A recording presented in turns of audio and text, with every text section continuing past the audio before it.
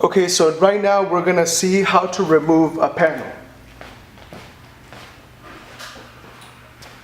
Now what I have here is I have a replacement panel, and you can see it's a smart LED panel as shown here, and it has the power connection, Molex power connection, and then the data in and the data out. And it also has an up arrow here. It may not be easy to focus on it. Oh, you can see it here. So make sure the arrow is pointing up when you're swapping it. Now, you want to be very careful when you handle these. Make sure you don't drop it. I'm going to go ahead and show you how to remove a panel. So if you don't have the magnetic tool, you're going to have to hold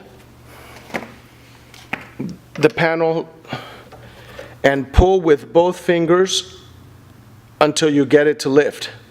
You can see it lifted right there.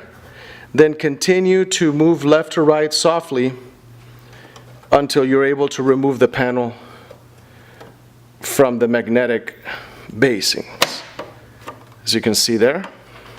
Okay, then you have to reach carefully to pinch and remove the Molex connector, which you can see here, and then remove the single ribbon cable, which is right here, and that removes the panel. And there's only one power and one data ribbon, so it's very simple.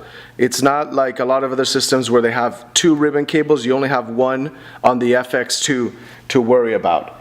Okay, then you simply take in the new panel and you put in the data ribbon first until it clicks, and then the Molex power until it clicks. Okay, there we go. Then you simply make sure it's lined up and you allow the magnets to clip in. Make sure it's aligned and you're done.